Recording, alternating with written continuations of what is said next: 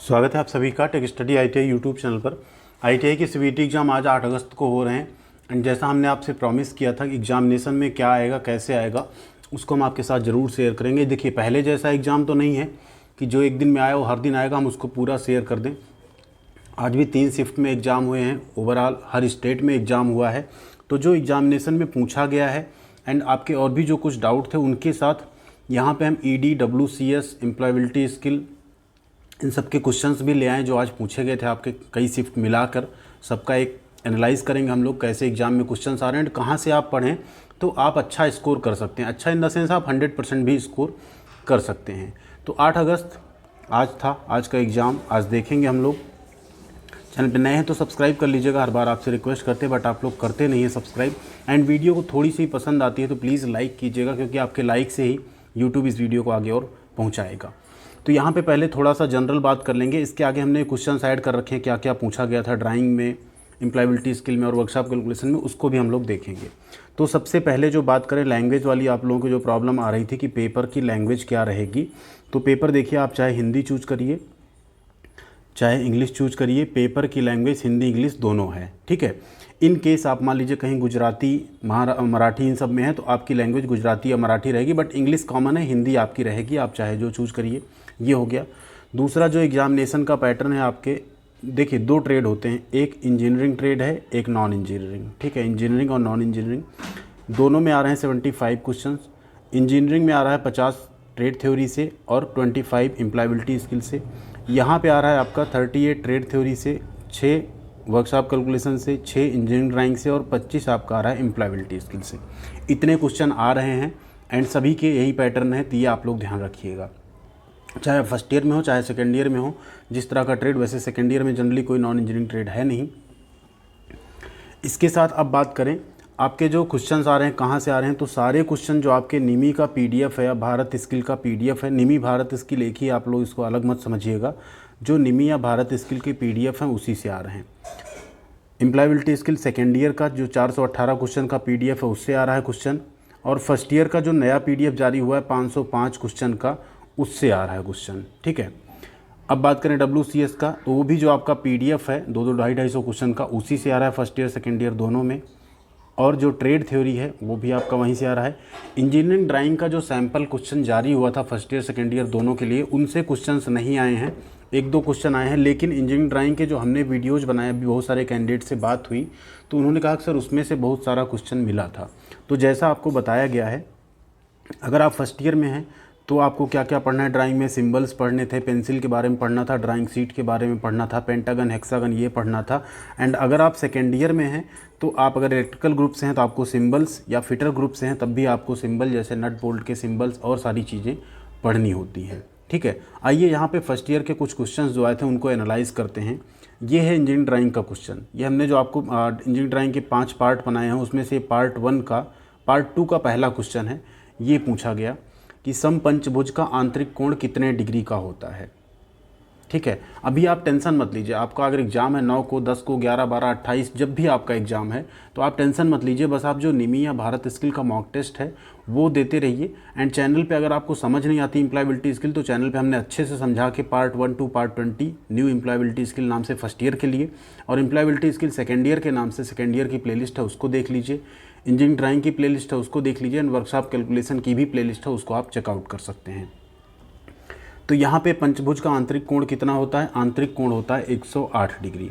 कैसे दिखता है पंचभुज, कुछ इस तरह से दिखता है, ये कोण है 108 डिग्री।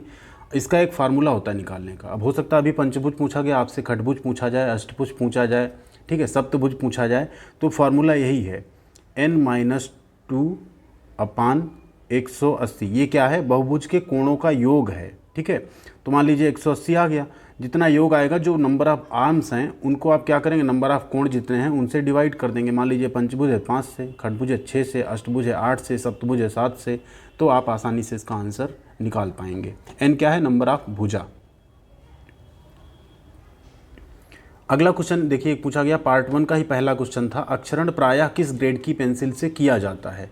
तो अक्षरण यानी लेटर राइटिंग जो होती है प्रायः 3H पेंसिल से की जाती है। किससे की जाती है, 3H पेंसिल से। यहाँ आप देख सकते हैं, इसको भी हमने पूरा कंप्लीट इस तरह से आपको कराया था कि आप याद कर सकें टोटल कितने ग्रेड होते हैं।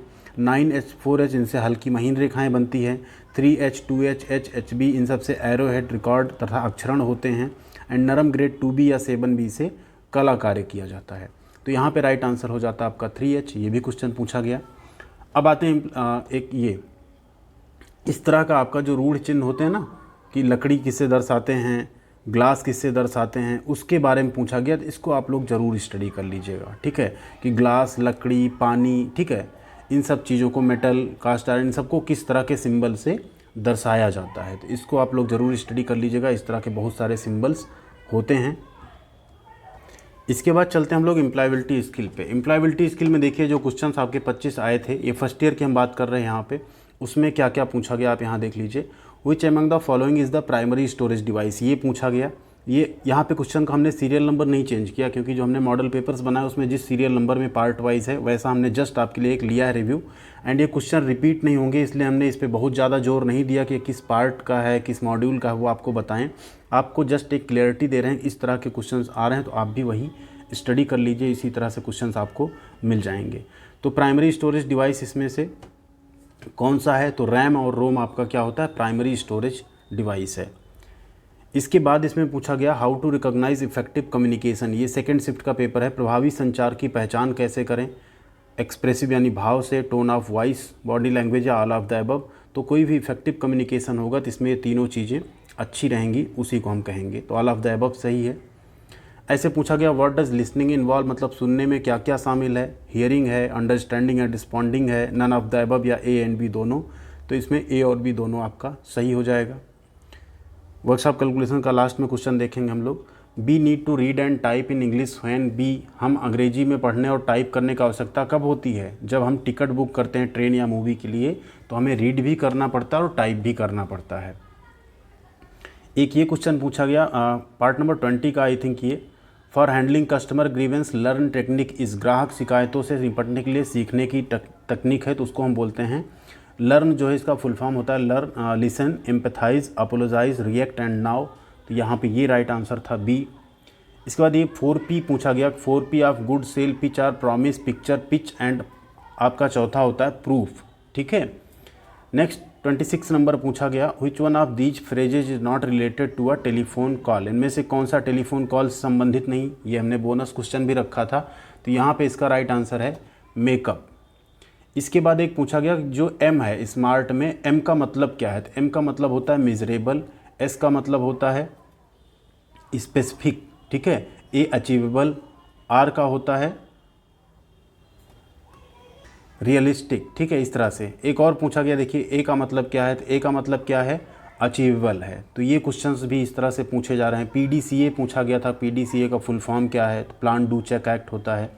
एक ये भी क्वेश्चन पूछा गया Pomodoro is the Italian word, तो ये इटालियन वर्ड जो है किससे रिलेटेड है, तो ये टोमेटो से रिलेटेड है एक्चुअली। पोमोडोरो एक टाइम मैनेजमेंट की बहुत बेहतरीन टेक्निक है, जिसमें हम काम को 4 सेगमेंट में बांट के करते हैं। एंड हर सेगमेंट के बाद हम 5-5 मिनट का रेस्ट लेते हैं। एंड एक जब चारों सेगमेंट कंप्लीट कर लेते हैं 25-25 मिनट का, तो हम 20 से 25 मिनट का एक लंबा रेस्ट लेते हैं। तो इटालियन वर्ड में पोमोडोरो का मतलब टमाटर या टोमेटो होता है।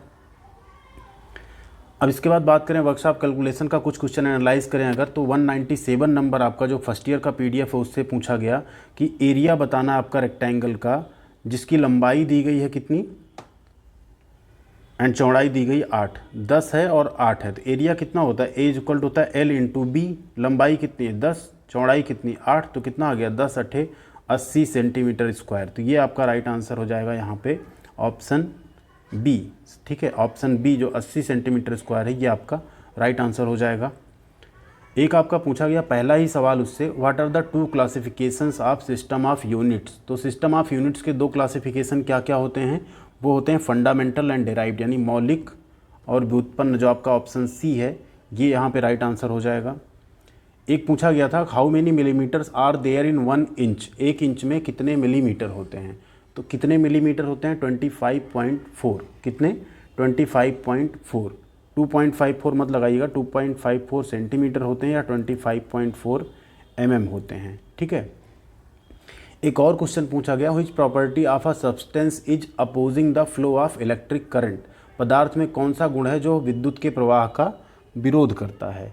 तो वो गुण है आपका रेजिस्टेंस यानी प्रतिरोध, आप सभी को पता है प्रतिरोध जिसे हम ओम में मापते हैं, इसका मात्रक होता है क्या, ओम होता है, कैपिटल आर से इसे हम डिनोट करते हैं। ठीक है, इसके बाद एक क्वेश्चन ये भी बहुत सिंपल सा पूछा गया, which is the unit of current, धारा की इकाई क्या है। तो धारा का इकाई क्या होता है आपका, एम्पियर होता है, वोल्टेज का वोल्ट होता है, रेजिस्टेंस का ओम होता है एंड पावर का वाट होता है। तो इस तरह के क्वेश्चंस आपके पूछे गए एग्जामिनेशंस में। तो ऐसे ही क्वेश्चन आप में भी आएंगे। मैथ के सिर्फ 6 क्वेश्चन आने हैं, ड्राइंग के 6 आने हैं। एंड एक चीज़ ध्यान रखिएगा, 4 सेगमेंट हैं। ठीक है, जो इंजीनियरिंग ट्रेड हैं जिनके भी हैं उनके 4 सेगमेंट हैं। एक ट्रेड थ्योरी का सेगमेंट है, WCS का सेगमेंट है, ED का है एंड यहाँ पे आपका एम्प्लॉयबिलिटी स्किल भी है। तो एक चीज़ तो हो गया कि आपका जो क्वेश्चन आ रहा है कितना कितना आ रहा है आपको क्लियर हो गया, 38, 6, 6 एंड 25।